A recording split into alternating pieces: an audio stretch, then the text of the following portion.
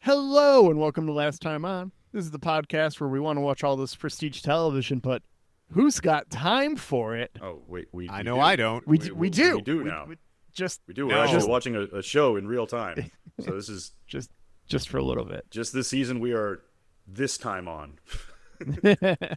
So, yeah, we're watching Pluribus. What's your name? I'm Xhafer. I am Ben. I'm Victor, and you're listening to the only podcast on the internet with this girl right here.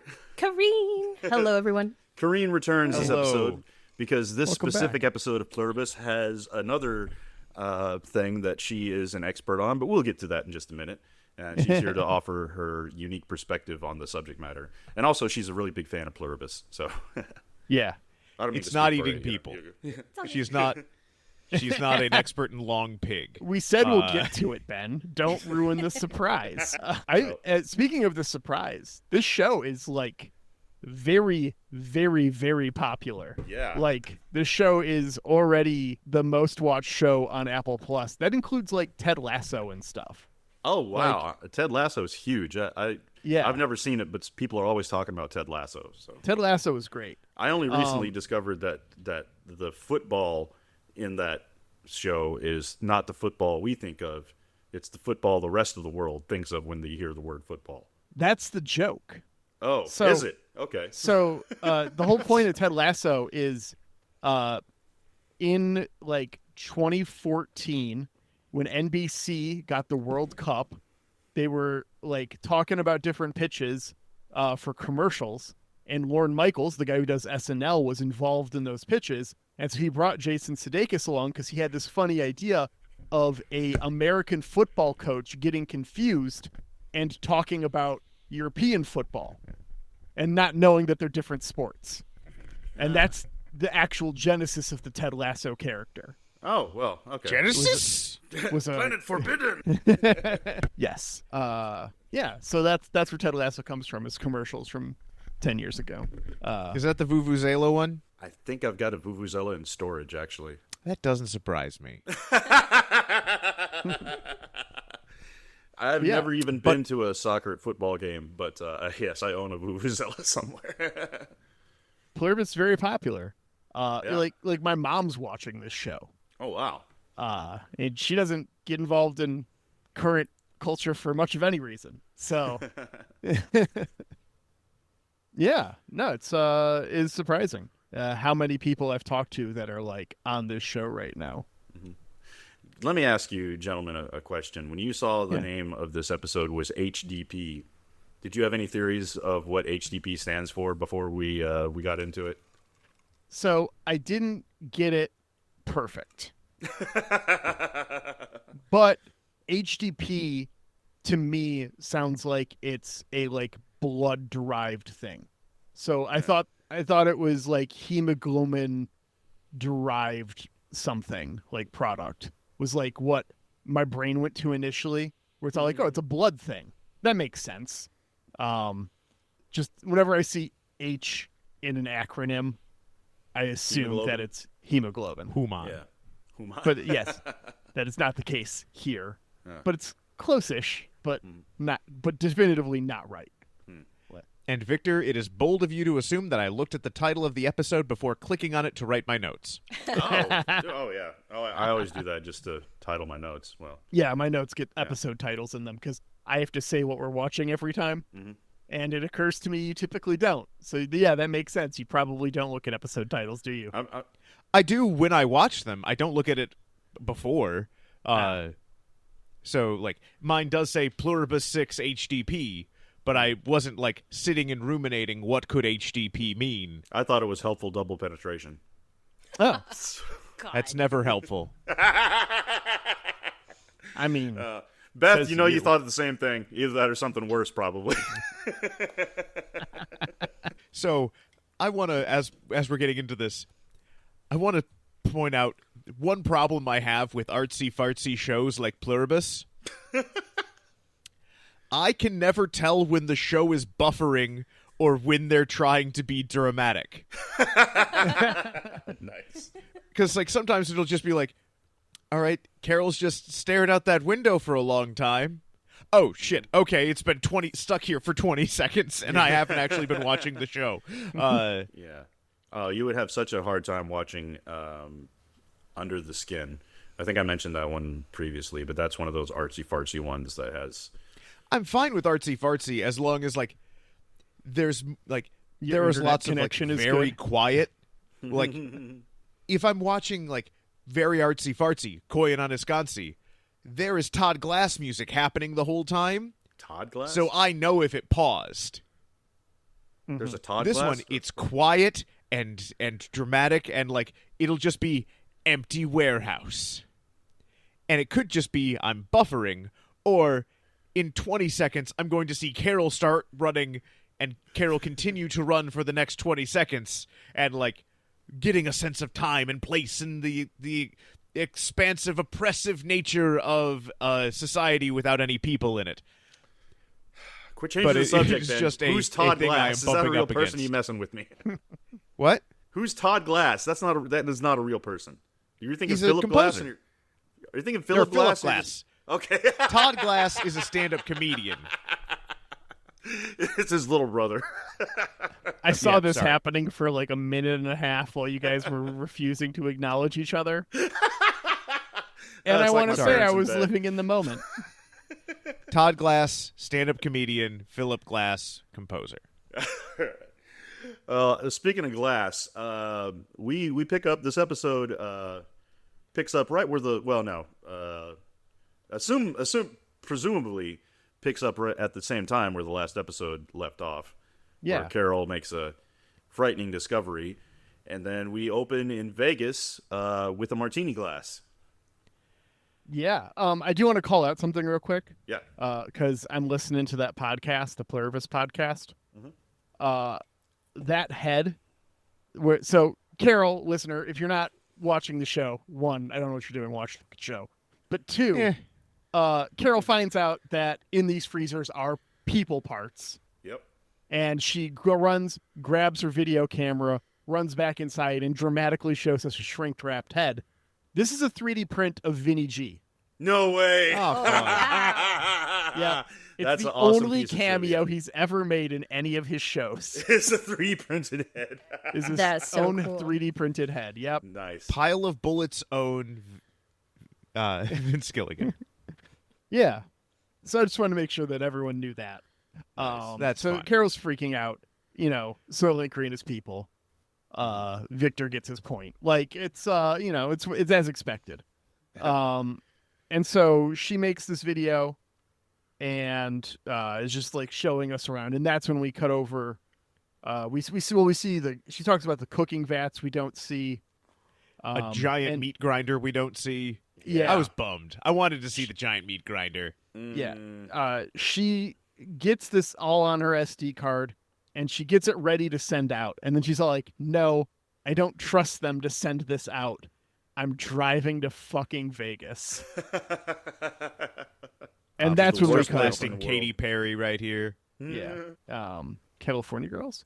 Anyways, Waking up in Vegas. Yeah, I Oh, Ben, that is a I know. That Ben, is it a was a song. joke. Okay, I don't know. I didn't know how familiar you were with her oeuvre. Her what? Never Oeuvre. mind. Oeuvre. Your Stop catalog. it, dude. Don't say that That's- word again. That's- It's French. oh, Is it? No. Well, it is. He's just pronouncing it miserably. Oh, Au I see. revoir. Oh. What? Oh, that was very butchered. Au revoir is how you would say No, that. not No, au not revoir. That is not goodbye. Okay, so what are you trying to say? Oeuvre. Au revoir. Ouvre, like to open? No, like the catalog. OUVRE. Okay, yeah, that means open. It may be a catalog I'm not aware of, but yeah, that's the verb to open in French. Yeah. Okay.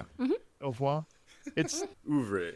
It's thought- definitely not oeuvre. OEUVRE. I thought that. Oh, œuvre. Okay. That's a different word altogether. Yeah, that means like a masterpiece or a chef-d'oeuvre or something like that. Like a your crowning achievement, kind of. I was thinking of her reproductive organs. And Ouvreries. So how do we say it? Because Ben and I were both wrong. œuvre. I need that at least 2 more times. Yeah, you got to be born in Canada. That's okay. To pronounce that one. So yeah. We'll workshop it later. Okay. So we cut over to Vegas, baby. Mm-hmm. Close up of the martini glass. No reflection in the martini glass. Surprisingly, we needed to get a good zoom in on those olives, though. So I do wonder. I had a moment here as they're making these drinks. Does muscle memory translate in any way? Because I imagine it doesn't. And so it is an interesting thing that I'm thinking about. Wait, Ben, I get to do the face. You don't get to see the face very often. Oh, that's the infamous Xhafer That's the face. face Laura gets to see all the time on Battlestar Galactica when she makes conjecture and I know what happens and she doesn't. That's what that face actually looks like. You need to start watching ahead, Ben. Yeah. No. I mean, you don't have to start watching ahead, but in preparation for things, we actually do get an answer to that question. Yeah. And I will say that it has nothing to do with the plot whatsoever. And the It's answer a throwaway is, line. Well, it might. And be. the answer is Might be a throwaway kind of line. yeah. Yeah. Huh. Yeah, it's a big part. It's a big party, as Diamante, Kumba Diamante, plays a high stakes card game with some guy in an eye patch. And they're string betting like assholes. Yep. They are. Yep. I freaking learned that you're not supposed to do that. Like the whole I will see your bet and raise you. No, dude, you get kicked out of the freaking poker table. You do that shit. So yeah. But part of me was like, I bet he doesn't know that. and I bet bet do it anyway. Yep. Well, and also like they are not playing by poker rules; they are playing by movie poker rules. Right. Yeah. And like all of this is so that I'm blanking on. Xhafer just said his name. I always they never say everybody, like they say Carol's name a lot, and then they don't say anybody else's name enough for it to stick. Casanova McBoner. Yes, Casanova McBoner. He is just playing out a Bond fantasy. Right. And it is once I realize that this is happening, I'm just like, this is the saddest gosh darn thing I think I've ever seen. Where it's just like, I want 200 people to play a party. Just also, I need to win. So you need to deal me a royal flush so I win. And he's doing. I can't imagine feeling life, any like actual enjoyment in this. This is a real life holodeck program. Yeah. with no random chance or entropy or anything to it is a children's holodeck program. Well, not for long, but well, I'm just surprised that because the fact that there were so many background people playing the part and having conversations and doing things that McBoner is not aware of at all, just to create the ambiance for him. I was going back and forth until the big reveal. I'm like, is this a flashback or is this really happening? And I figured it out pretty early on when there were a couple of impersonators there. The Elvis and impersonator. I'm just like, I don't think and there's I think a Audrey Hepburn impersonator and a few others where it's just like, oh, these are just people who were in Vegas. And it is not, I don't think his idea was like, my James Bond-esque poker scene will be better if Elvis is here. I just think it's like, I don't know, make it a party, 200 people. And there's like, okay, here's 200 people. It's really interesting to think that this hive mind is the entire planet. So 200 people to throw a party for one guy is a minuscule amount of resources to this hive mind. It's barely an inconvenience. Yeah. So we mentioned the Bond villain here raises to 5 million, the house record. We talked about the string betting. Kumba matches and wins, and everyone claps, including the villain. Hilarious. That's when I knew it was just not a for fun. flashback. Yeah. Actually, when he won, that was not a flashback. I was thinking this was going to be a flashback to where he loses everything and then goes on the run, and then the hive mind saves him at the last minute. That's what I thought was going to happen. But no, it was just...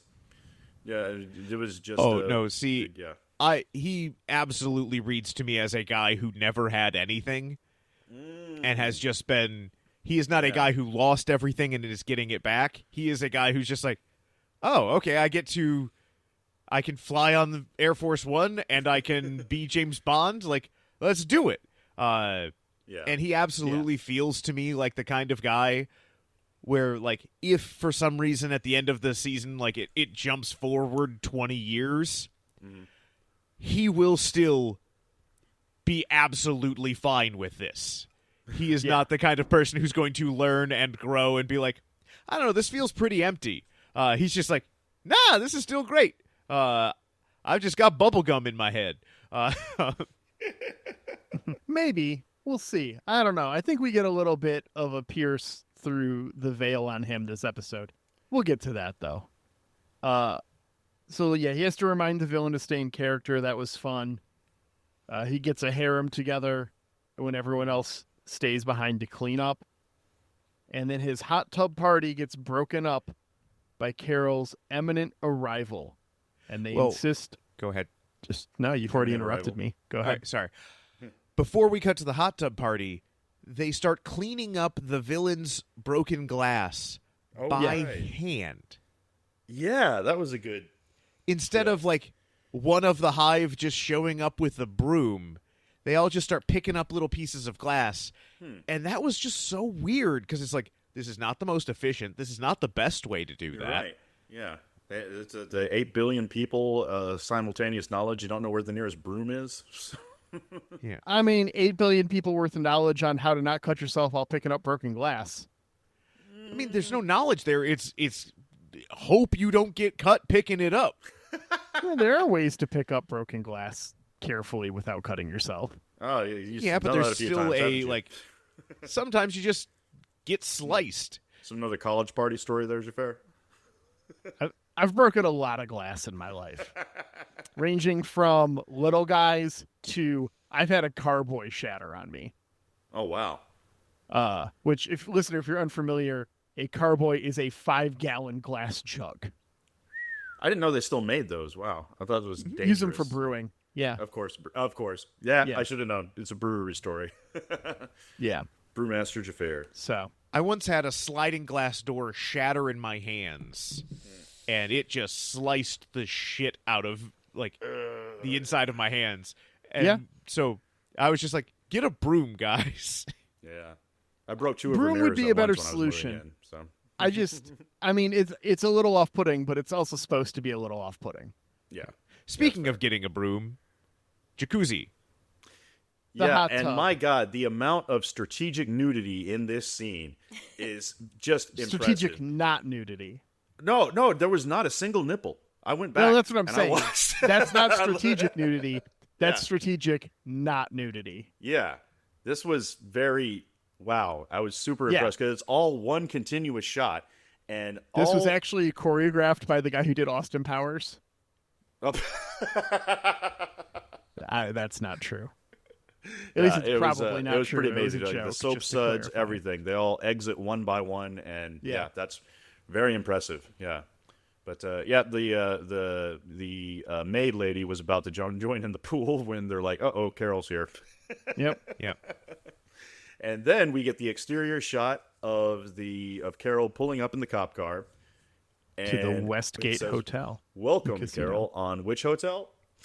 It was the Westgate Hotel, which had me recreate that Leonardo DiCaprio gif where he goes and he gets all excited because that hotel used to be once upon a time before it was the Westgate, the Las Vegas Hilton, which from 1998 to 2008 was home to Star Trek The Experience, which was an absolutely magical place where it really felt like you stepped into the Star Trek universe because they had character actors there that were dressed up as Ferengi and Klingons and Vulcans, Andorians and Borg drones that you could interact with.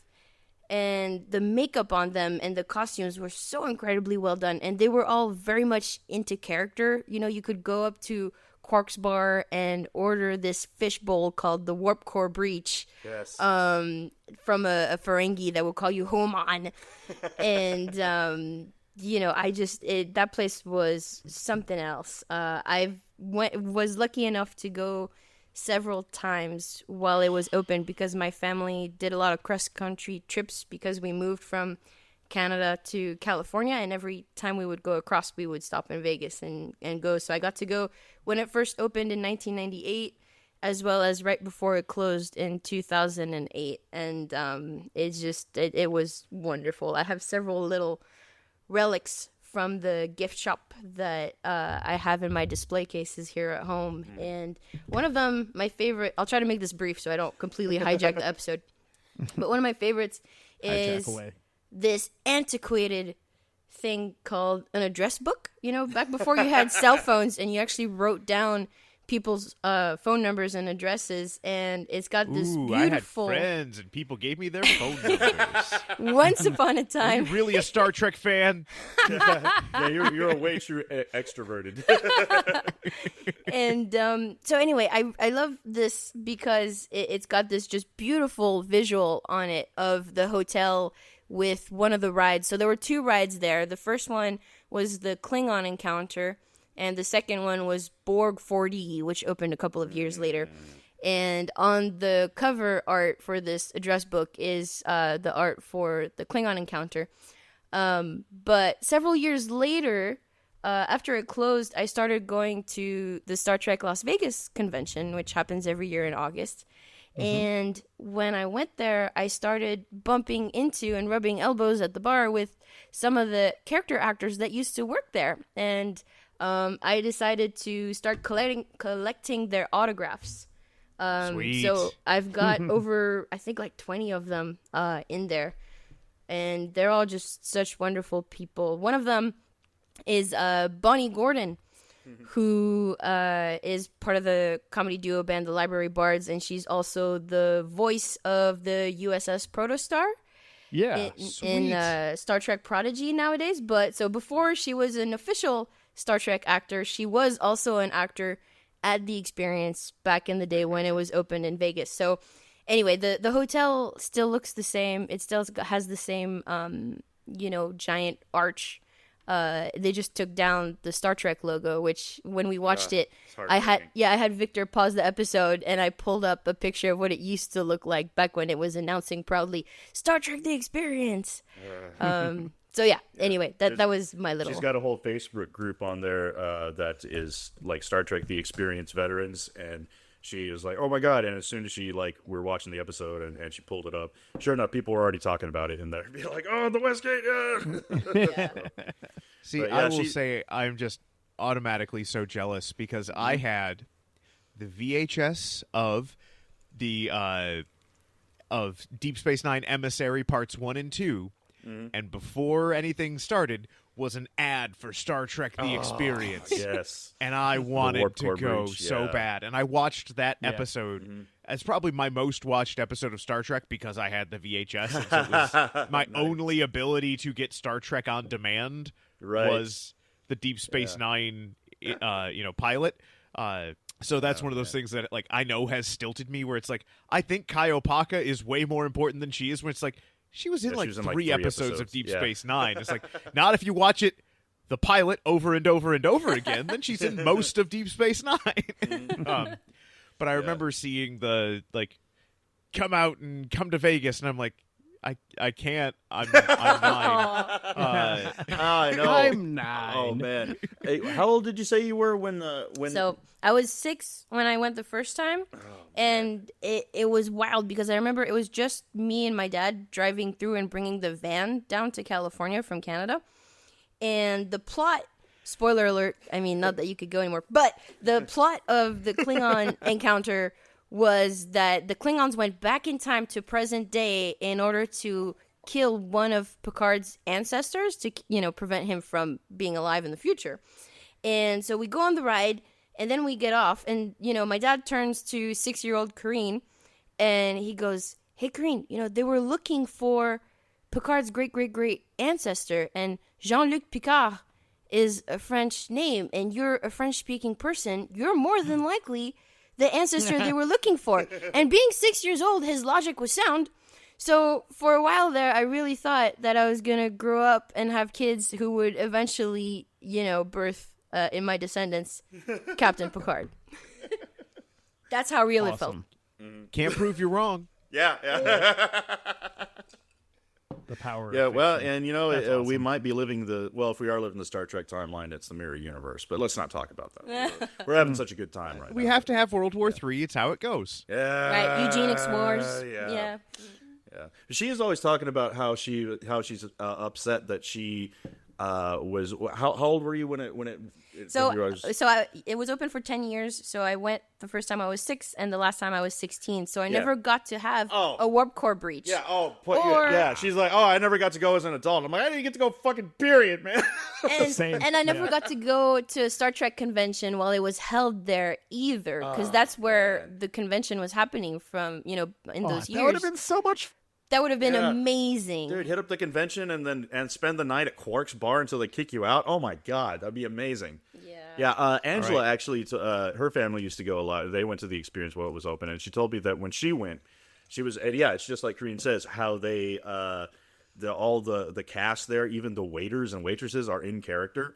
Mm-hmm. And she was telling me about a story about how she had a Klingon waitress at Quark's bar, was taking their order, and was totally in character, like rah, barking at them. And then when she came back around to check if you need water or whatever, she pulled out a tribble, and it said this Klingon woman reached for her disruptor and went and give it a hiss. That's awesome. It was just magical. Yeah. And another anecdote. So I'm full of anecdotes. I could go like this all night. You could crop me out if you need to. No, if this I go is on what too long. podcast. Victor's editing, so I don't really give a shit. When I went to my first Star Trek Las Vegas, which was in 2012, so it was 4 years after the experience had closed, was when I went to my first one.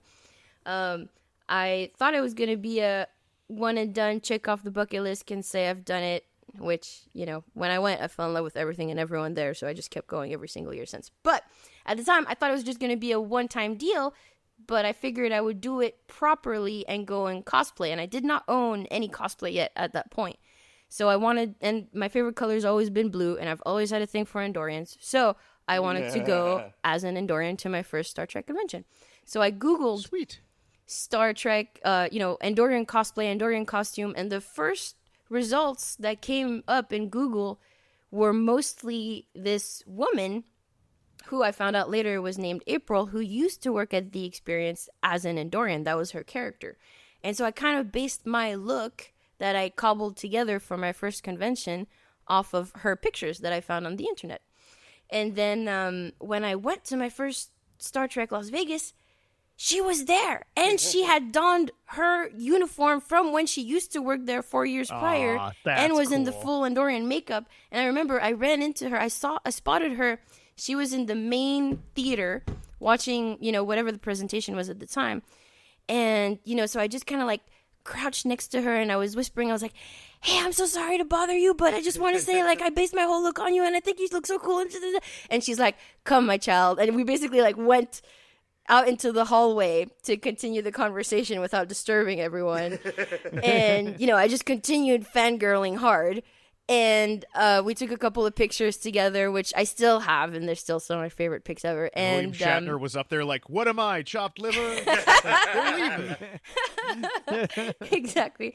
And so anyway, we exchanged contact info, became Facebook friends, and we've been really close friends ever since. And like awesome. she's invited me to Christmas parties at her place in Vegas that I went to several years, and like that's how I got to meet a lot of the other Star Trek The Experience people, because they all get together at her place. And anyway, so I have like an Andorian muse, and her name is April Hebert, and she used to work at The Experience, and she's still one of the awesomest people ever. That is so cool. That's a great Yep. story. Yeah, see, people think I'm joking when I say is like, yeah, my fiance is a bigger Trek nerd than I am. They're like, no way, shut up. I'm like, yeah, I found the one left on the planet. So thank you for all that info. Yeah, thank you. we're gonna Yeah. be dropping pictures in the Discord of all her Star Trek: The Experience loot, including this thing that I only recently found out is not a fleshlight, but this is a thermos with a Borg face on it. So yeah. it just never mind. It's demanding input, Victor. Please don't fuck the Borg. Resistance is feud. Hey, if Data Resistance can get away is with important. it anyway. Resistance should be attempted. That's what Lube is for. Oh man. So anyway, Physical Carol arrives at the resistance, Westgate. Anyways, And it is empty now, except for I forgot, what did you call him, Victor? I forgot Casanova what- McBoner. Casanova McBoner. I remember Paraguy, but Kumba. Casanova McBoner. You know, you could his also call him name is Frenchie. Kumba. Frenchie. Well, Well, because that's they what he don't was say called. his name this entire episode. Yeah, but so because that actor was also Carol says in his Our Flag name. Means Death, and he was called Yes. Frenchie in that show. So I've just been Yes. calling him Frenchie because That he also works. speaks French. So I love our flag. he is the French guy. Yeah. yeah. Anyways, so Kumba welcomes her, and to her surprise, he already knows what she's come to tell him. He reaffirms. He's like, is this about the meeting dead people? Well, Yeah, she's just like, I don't want to overstate this, but you might want to sit down. He's like, oh, you're talking about the meeting people. And then comes my favorite cameo out of I think the whole series so so mad. far. I loved it so much. It was so good. He does, real quick before we get to that cameo, he does reaffirm that they are actually sending out all of her videos, though. Yeah. Everyone Yes. has received She's them. surprised That's important about it. for later. And is super So pissed we'll that none of mention them have bothered to respond. And then he plays the video they sent for Carol, starring John Cena, where he explains it. Hi, Carol. We're John Cena. I love Yeah. it so much. I mean, you know, if you could have anyone represent you on the planet, who would you pick? I feel like John Cena is a pretty solid pick. If he was still I alive. feel like if you want somebody to be a soulless face of a corporation, John Cena is a great choice. Yeah, John Delancey, 1,000%. Not Who would even, you I guys don't pick even have if to you, think about it. if you had to pick someone to be your face of your hive mind, who would it be? Jeffrey Combs, no questions. Okay, of course. Yes, thank you. If he was still alive, Gilbert Gottfried. Good call. Good call. Sinbad.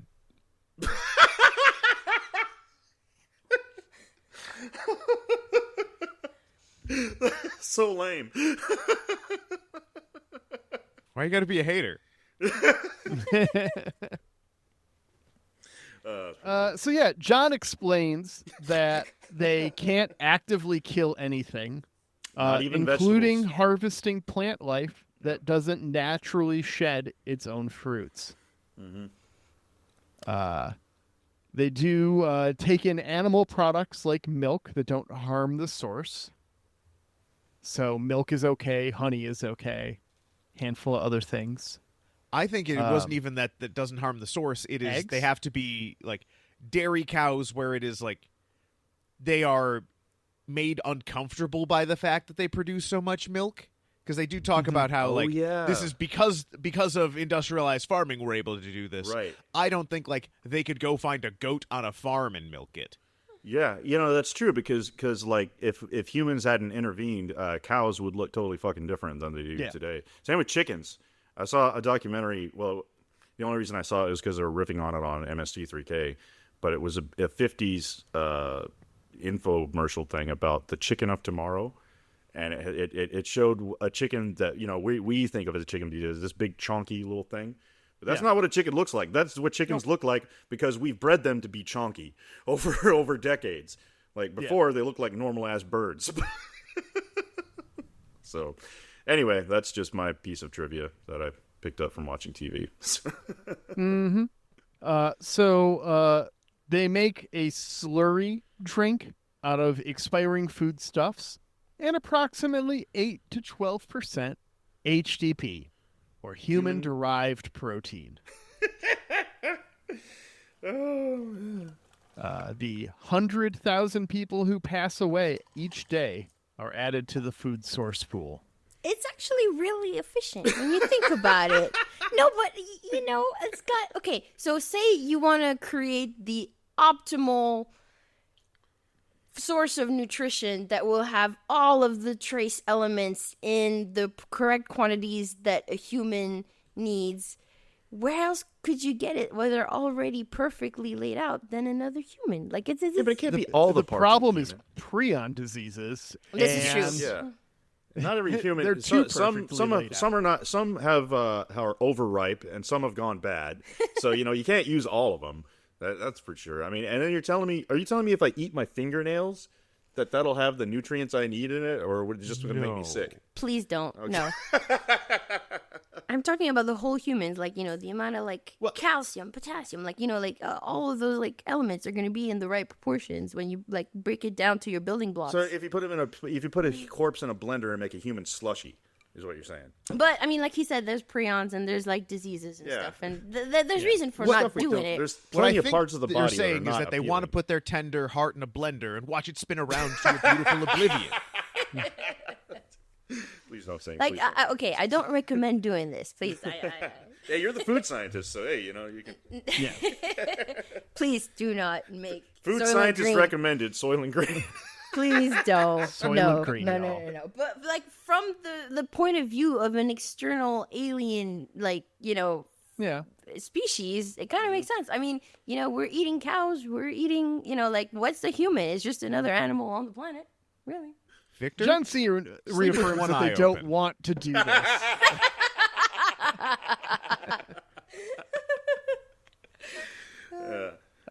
Yeah, they don't want to do this, and they wouldn't if it wasn't necessary. Additionally, they wouldn't give any HDP to Carol unless she requests it, which they don't expect. And will continue to reserve only the best food for her, even if they still need some space. The final frontier. I wonder if she can order a foot taco. Did you guys hear about that? What the fuck? No, and I don't want to talk about it. Oh, It sounds disgusting. I'm good. A guy had to have his foot amputated, and so he had his friends over, and they ground up he kept it, ground up the meat, and made his friend's feet taco. Was this man in Florida? I was about to say that.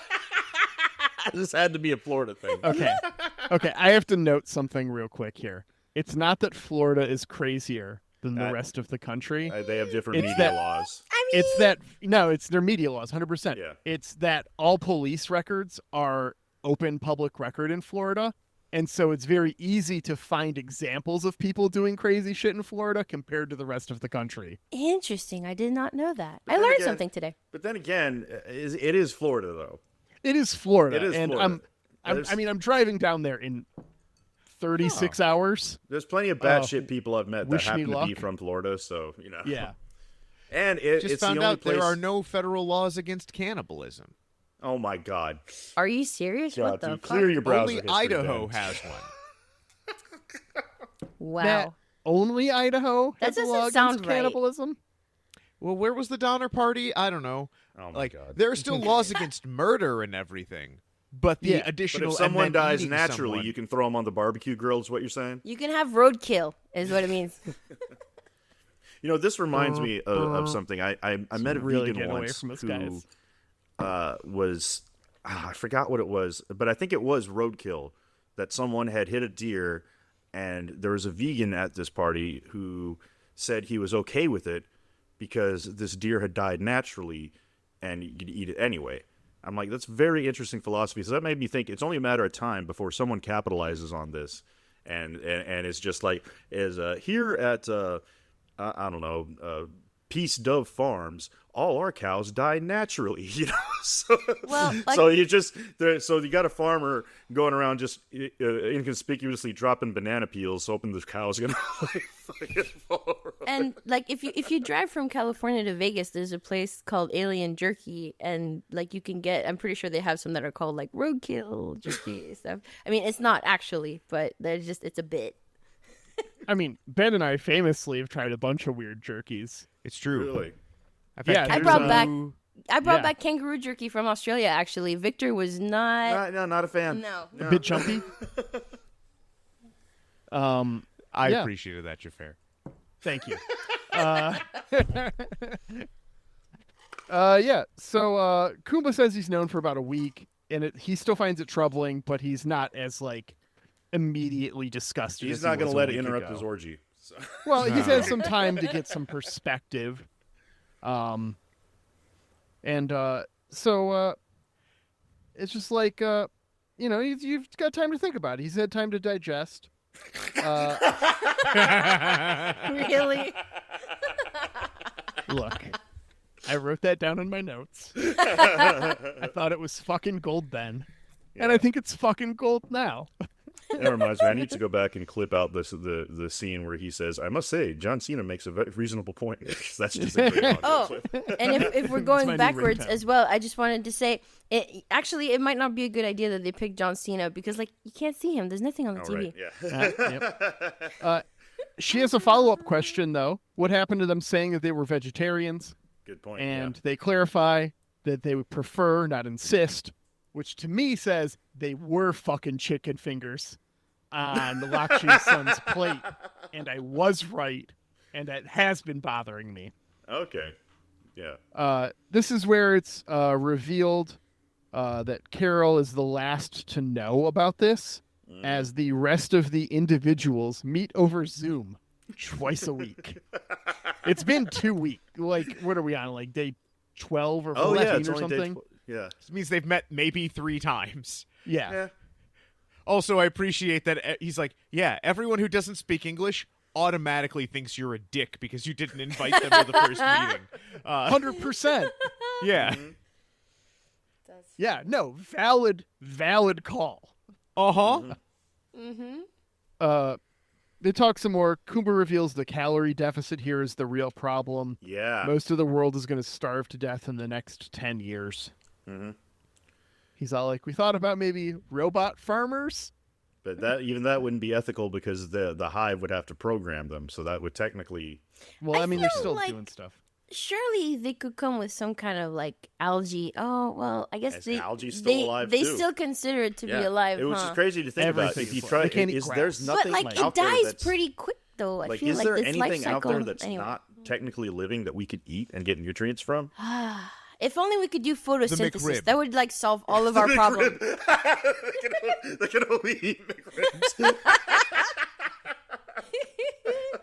I mean, even like your lab grown meat is living cells, right? Like, you And see dude, those that's so lab-grown steaks. expensive to grow. You kidding? Yeah. Like that's insane. Yeah. Your But money like your doesn't exist Impossible anymore. burgers and stuff That's true. are soybeans that are Right. designed to bleed.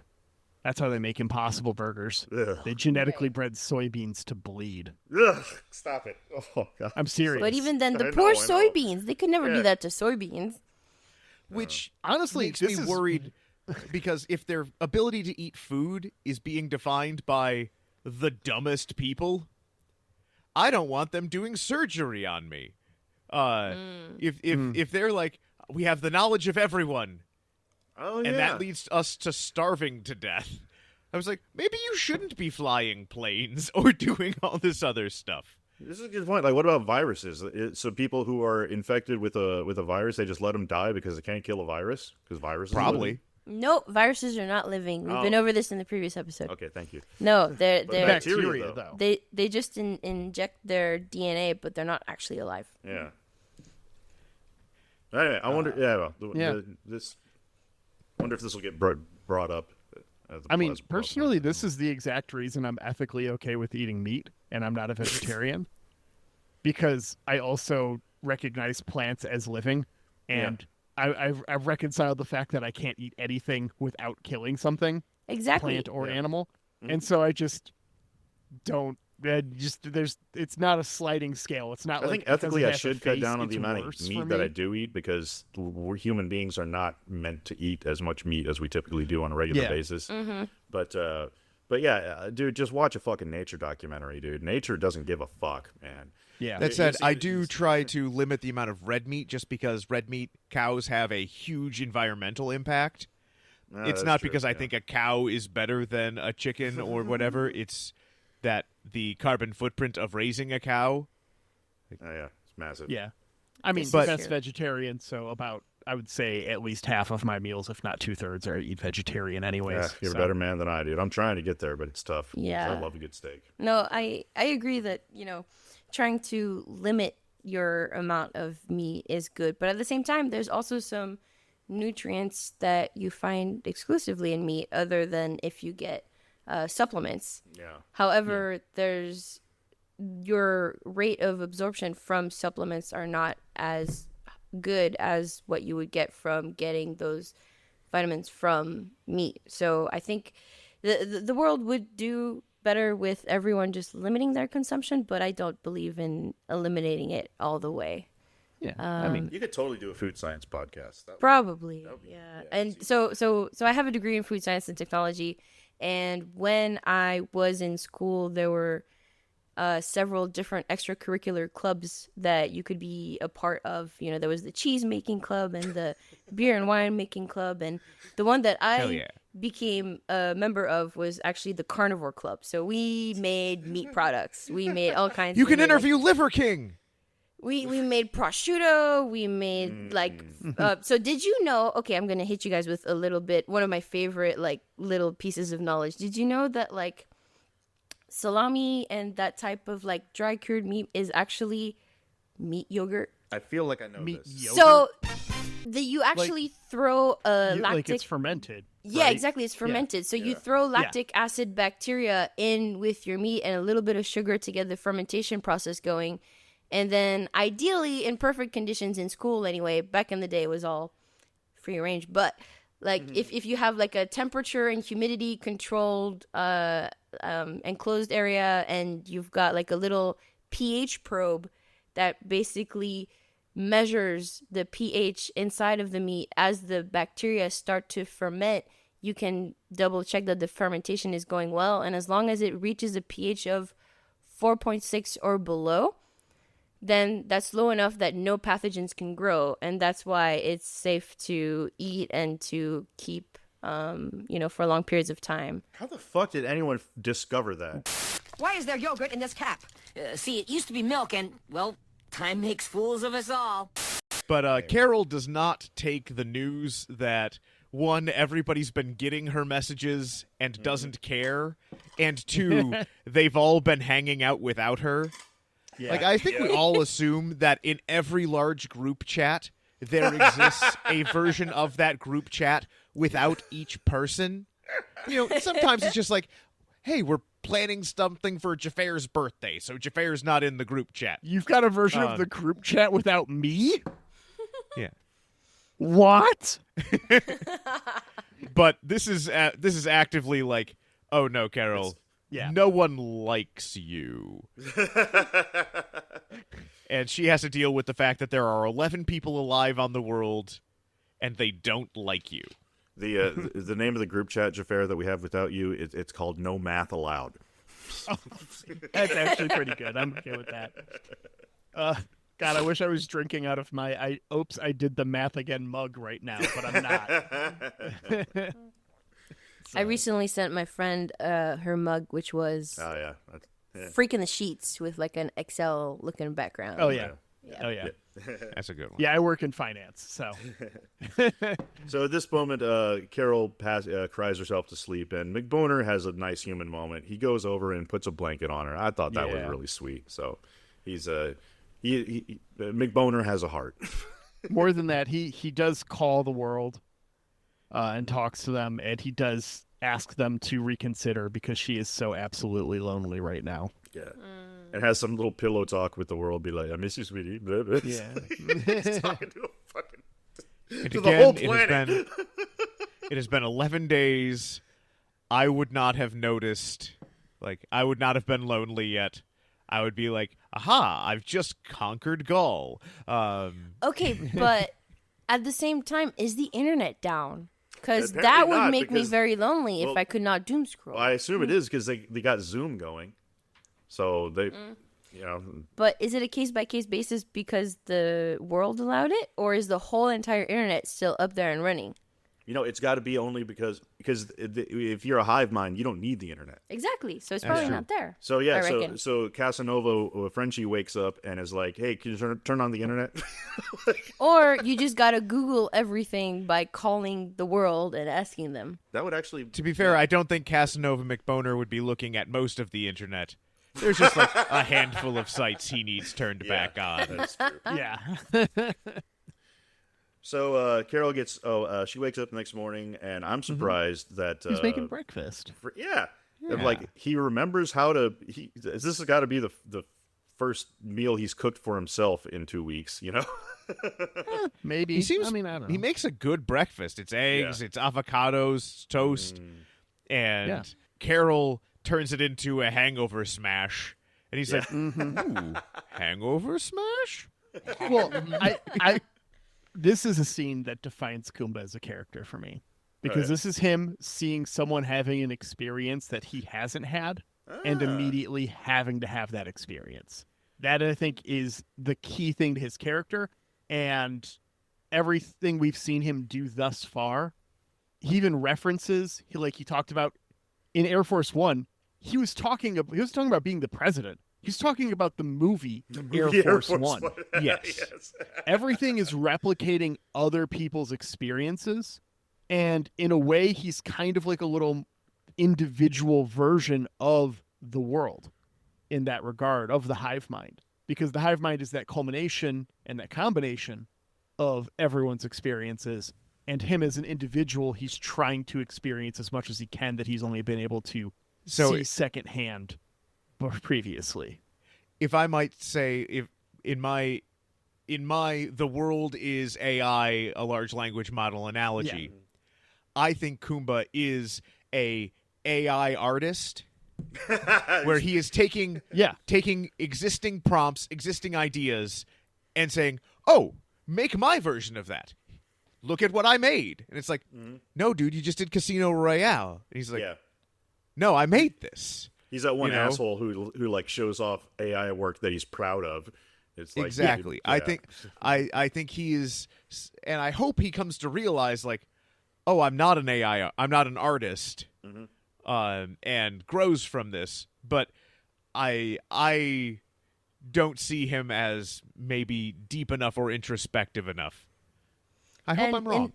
In the real world, those AI artists tend to double down and try to protect and pretend like they're the greatest thing ever. You stole my prompt. The ones who put watermarks on their AI crap those are the worst.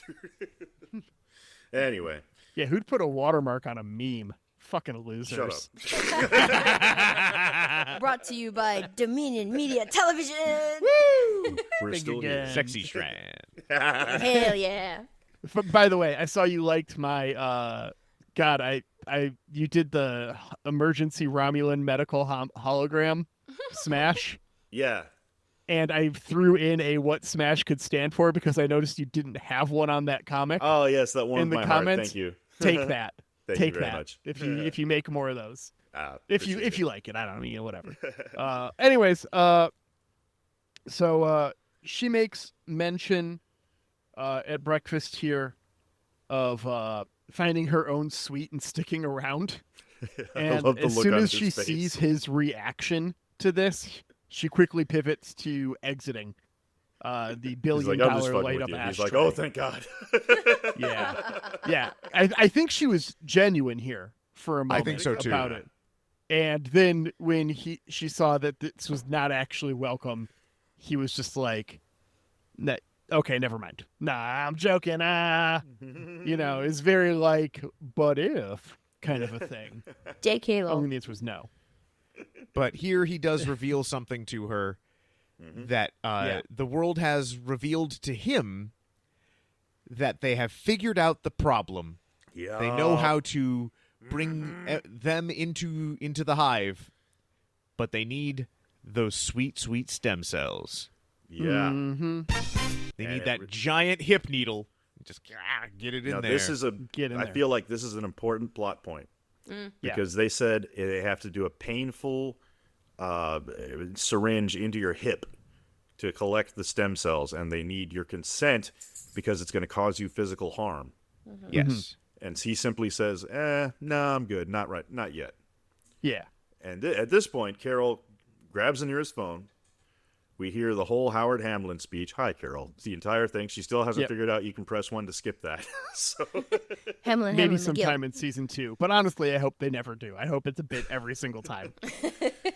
And she asks if it's true, and they respond to her on the Westgate sign out front.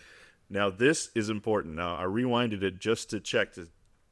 When she said, you hear me? I do not consent. You will keep your hands off me. And then hangs up. The sign says, we hear you, Carol. No stem cells will be collected from your body. That's word for word what they said on the sign. From her From body. her body. A couple episodes ago, what did we find out? Carol had her eggs put on frozen. ice. Yep. So they could get the stem cells from there. Yeah, I think that's what's going to happen. They're So- like, technically, we're not breaking your consent. I paused at this point while watching it the first time, looked at Beth and go, they have her eggs frozen. Yeah. Like immediately I called it, right? Because it's like, oh shit, they need stem cells. But then I did some research. Oh. And apparently the embryos don't have stem cells that are individual to you. Really? So they would have to grow the embryo. Oh, they got a cloner. They would have to fertilize it Oh. in order to get the stem cells. Well, and they would have to, it would only have half of her DNA. So True. they would need to like get the other half hypothetically from whatever chromosome she got from her father. Oh. So one. that gets this is messy plot's real quick. thickening, the thickest plotting. Now Yeah. there are ways to do that if she has living relatives. If she's Yeah. got like hypothetically they could try a couple of things and figure it out, but that would Well, I wonder require if the a show's gonna number be of that detailed. living relatives, or at the very least one that is compatible. If this You is know, going to be a plot point, it's all going to be dependent on how much homework Vinny G does into this, because I remember seeing something on YouTube pretty recently about how in Breaking Bad, they specifically left a lot of the parts out on how to actually make meth. So you cannot learn how to make meth just by watching Breaking Bad. So I wonder if this is going to be, we're not going to teach you how to clone a human from an egg. Speaking of which, because we cut over to Menusos here in just a moment. Yeah. Paraguay, how he got like introduced to Vince Gilligan and the entire company was he was in the Paraguay made their own version of Breaking Bad, I've heard about this. No way. Is it? and he was in that. Metastasis? Sweet. Yeah. Yes. Yes. It's horrible. I've seen clips of it. So that's how like fucking cool. that was like how he got in with this group of people and stuff. Yeah, it's got Walter Blanco is the main character. Yeah. It's pretty. Yeah, it's famous on YouTube. Shut up. I'm not kidding. Walter It's Blanco? Walter Blanco. Shut up. Oh, and it's horrible because Gus Fring is a white dude. And he's terrible. We'll have to watch it after the podcast. Anyway, since we brought up Breaking Bad. Anyways, We're yeah. actually binge watching Breaking Bad right now. Yeah, because she's never seen it. She's seen Better Call Saul, but has not seen Breaking Bad. True. I mean, I've seen, 1/8 of 8 it. episodes of it. Enough of it. As is our way. But it's so cool to see Kim Wexler again. That's true. That's part Yeah. of my reason that I got into this was like, hell yeah, I want to see Kim Wexler in something else. She was amazing. Yeah, I've actually there's time to actually watch TV with Beth and I right now, which has been Hey. kind of rare. We've been watching *Halt and Catch Fire*. Oh, cool. That's the Microsoft. Was that an accident on Good Eats? Watching Alton catch fire? Alton Catch Fire? Nice. Anyways, That was All right. better than you acted. Fuck you. the crux Anyway, of our friendship is underselling your jokes, Ben. It's how I show my appreciation. Anyway, meanwhile in Paraguay, Yeah. Well, Paraguay. before that, before that, we get Carol leaving, and he's just like, "This is your car?" And we cut over, and he has a different sports car for every day of the week. Yeah, They're all Monday, Lamborghinis. He's got a the different license plate. Lamborghini for every day of the week with custom license plates. I love it. So sad. I hate sports cars. But also, he says a line here that I thought was very interesting. The world is doing the best it can. Mm-hmm. So when even our people who aren't thinking that hard about it are just like, huh, the collective consciousness of 8 billion minus some 12, yeah. I think it was 800 million people have died. So probably closer to 7 billion people. But 7 billion people are doing not the best they can. great. Hey, that's honestly better than the current state of affairs. We're not all going to be dead in 10 years. Well, you know Before what? We're she having a leaves- good night. Let's not go deep dive into that one. Before she leaves, he also calls out that the world misses her, and specifically that Zosha misses her. Yeah, that's cute. Aw, tugging at the heartstrings. Calls her out separately from the world. Yeah, But what does Carol say? fuck him. Yeah. Yeah, Fuck him. Tell him to pick a fucking apple.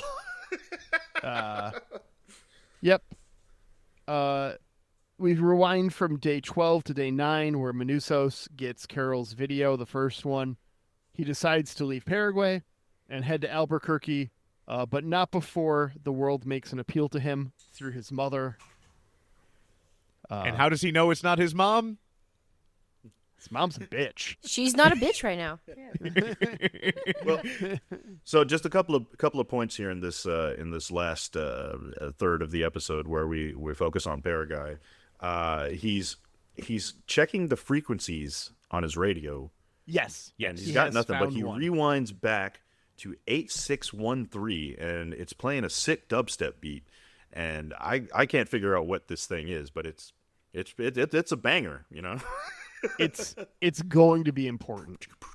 There's no way that's not important at some point. That's very interesting. It was 8613. I don't know if that's FM or what, but yeah, it's a number.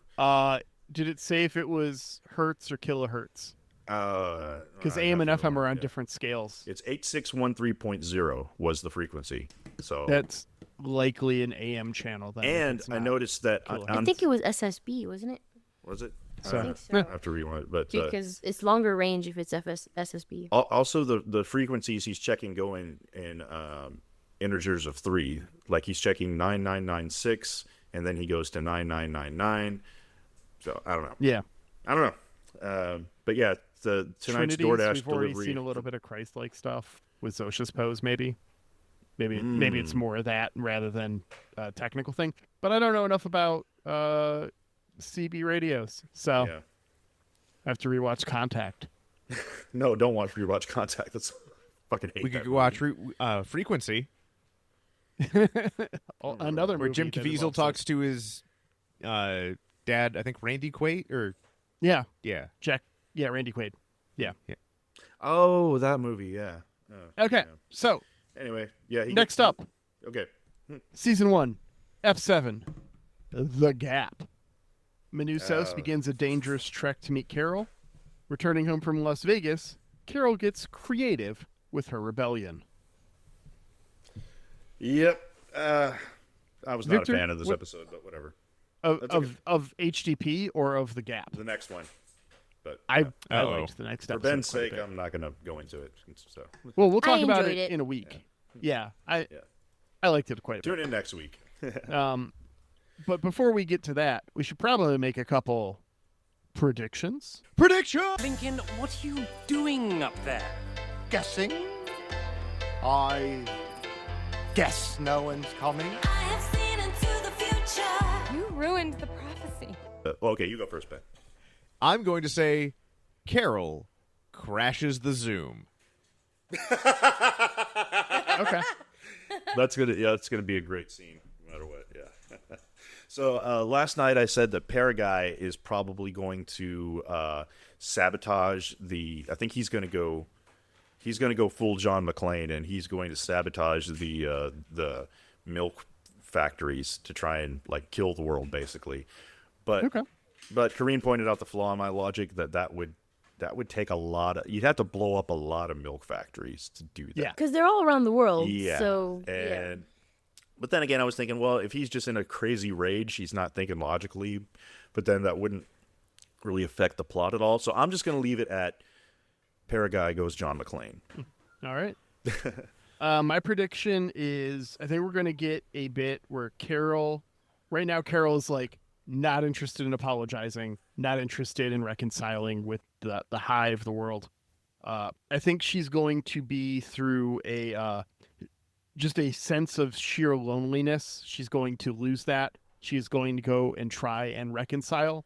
But the moment she goes to try and reconcile, Manusos will arrive and like stop her from doing it. yeah. Right, My prediction last time was that Paraguay and Carol were going to meet. So it sounds like we're kind of heading towards that, which I'm very excited about. Yeah. But for this episode, I think I'm going to say, I think the world is going to try to clone Carol somehow. Yeah. Yeah. That's Oh, my oh. prediction. I could see that. Yeah, I could see they're that. gonna that try happening. to clone her. That'd be the best way to get her stem cells. Yeah. Although if they Carol's just going to end up clone talking to a her clone of herself. outright, Yeah. then her clone would hypothetically still be immune to the virus. Which This means is that they thinking about couldn't. This is true, but they could Get grow her. her up until they could get the stem cells that they need, maybe. Yeah. I don't know. Yeah. and you know, this is just food for thought. I've been trying to think that there's got to be something in common with these 12 survivors that are left. What the hell could possibly be that rare that 12 people out of 8 billion? Like, what could it possibly be? It can't. I don't think it could be a genetic thing.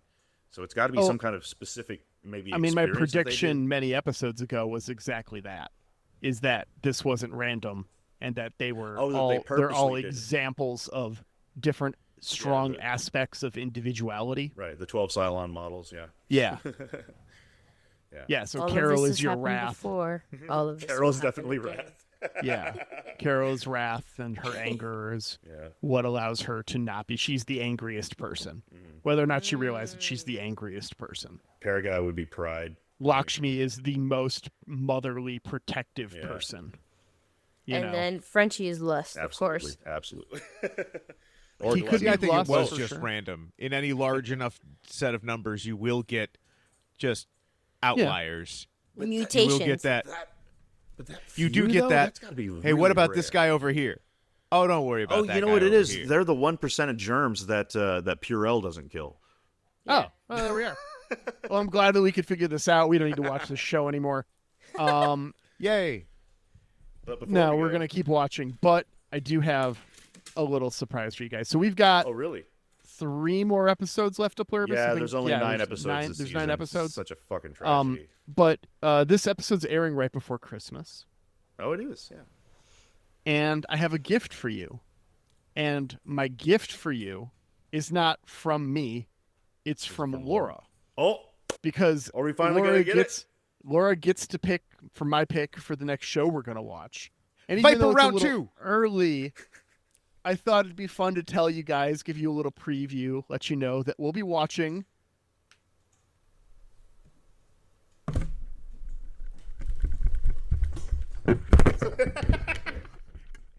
Come on, tell me. You son of a Downton bitch. Abbey. What? Downton Abbey. Downtown Downton Abbey, Arby's. that's Downtown Arby's. That's our next I'm show. thinking Arby's. I had Arby's today for lunch. How did you guys know? Did you get the That's so steak weird. nuggets? No, I got 2 French dips They because that's been my terrify me. favorite thing forever. So, yeah. 2 I French got to buy dips. one, get one. Yeah. What, is one French dip not enough for you? You need to double. So Downton Abbey. Okay, I've never seen it. I've heard Yeah. all about it. Okay, this will be interesting. So, That's going to be our show when we're done with I'm so Pluribus. We're probably going to take a break because we didn't take a break in between our previous show and this. Alias and Pluribus, we didn't take a break, so we'll probably take a couple weeks off. And then It'll be we'll interesting going back with and watching Downton it Abbey, again. But oh, you seen it? you told me you had only seen a couple of episodes, Ben. No, I've seen a couple of seasons. Oh. Roll again. Roll again.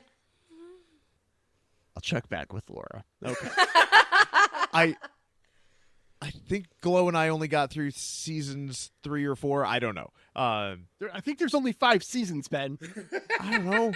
It's been a long time. All I remember is that everything happens to Mosley. Oh, well. That's okay. I saw that. Well, we could do that because I saw. I saw also pretty don't much- care about You saw Stargate. winning. I can Yeah. not do predictions. It doesn't matter. Out of all Okay, of us, okay. he's the most honorable one. So yeah, that's Okay, we'll figure it out. Yeah. Regardless, before we get to that, we're gonna finish Pluribus, and before we get to more Pluribus, we've got to say thank you. I So also we'll only say remember thank that you. Isis is my favorite character, and then that became a problem. Because Isis is the name of the dog. So we've got to say thank you to Ripe for letting us use Goon Squad as our theme music. Hell Thanks yeah. so much. We appreciate the hell out of it. Fucking try not to look. Fucking bop. Go listen to it. Oh, that's the name of the song. Is "Try Not to Look." That's Oh, one okay. of their new. That's the song. off Oh, their new cool. album. Thank you, Ripe. Yeah, awesome. Yeah. Thank you to you, the listener. If you enjoy our podcast, please leave us a review. You can go to iTunes, Facebook, Spotify, anywhere where you find our podcast. Leave us a review. It would really help out the show. If you leave us a 5-star review, we'll give you a shout out. And if you don't like our podcast, just keep that shit to yourself. And also we'll a big see. thank you once again to you, Karine. Of Thank course. You, thank you for Thanks your for joining us. for your Thank- presence. Thank you for having me again. It Where was can lovely. our, where can our delight. listeners find you if they want to see more of your shenanigans? Oh geez. Okay. I have an Instagram. It's set to private, so I'm gonna have to accept you. But it's at Captain Karine, all one word, no dots, no underscore, or anything. At Captain Karine, Karine, and that's probably the best spot to find me. And if you scroll far enough back, you'll see pictures of all of my sailing adventures across the Pacific Ocean. And yeah, highly recommend. So send me a follow request, and I will try to make sure to accept you, and you can see me there. And we'll see you next time on Last Time.